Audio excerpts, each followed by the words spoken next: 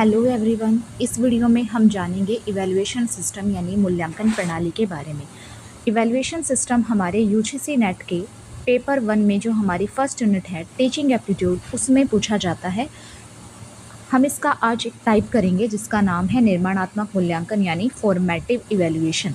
Formative evaluation ये English में ही याद रखना क्योंकि हिंदी में इसके मीनिंग चेंज हो जाते हैं। इसे निर्माणात्मक मूल्यांकन भी बोला जाता है, साथ ही साथ इसे रचनात्मक मूल्यांकन भी बोला जाता है, तो इसको आप इंग्लिश में ही याद रखना।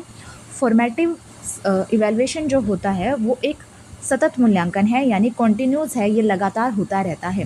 ये कब होता है? शिक्षण और अधिगम की प्रक्रिया के दौरान होता है, यानी जब टीचिंग और लर्निंग की प्रोसेस चल रहा होता है उसी टाइम ये होता है। शिक्षण और अधिगम के बीच में ये एक पुल का काम करता है, यानी टीचिंग और लर्निंग के बीच में एक ब्रिज का काम किया जाता है निर्माणात्मक मूल्यांकन के द्वारा। और ये कहाँ होता है? जब टीचर स्टूडेंट को पढ़ा रहे होते हैं तो उसी के साथ साथ ही ये इवैल्यूएशन होता रहता है।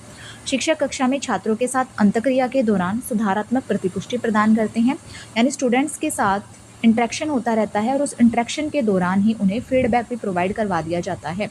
टीचर ने कुछ क्वेश्चंस बताए, स्टूडेंट्स ने उनके आंसर किए, लेकिन अगर कोई आंसर नहीं कर पाया, कोई डाउट आया तो फिर उसका फीडबैक टीचर्स ने उसी टाइम प्रोवाइड करवा दिया। शिक्षक कक्षा में छात्रों के संदेह को भी दूर कर देता है। कोई भी डाउट अगर स्टूडेंट्स को आता है तो वो भी क्लास में ही दूर कर दिया जाता है।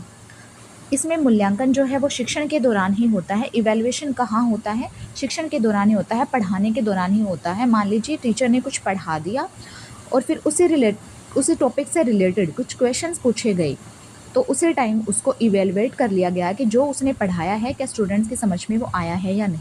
तो इस प्रकार ये जो शिक्षण है वो मूल्यांकन है वो शिक्षण के दौरान ही हो जाता है। यह मूल्यांकन अन्य की तुलना में ज़्यादा विश्वसनीय है, ज़्यादा रिलायबल है, क्योंकि इसमें फीडबैक उसी टाइम प्रोवाइड करवा दिया जाता है, स्टूडेंट्स के डाउट दूर कर दिए जाते हैं और ये कॉन्टिन्यूस होता है, चलता रहता है।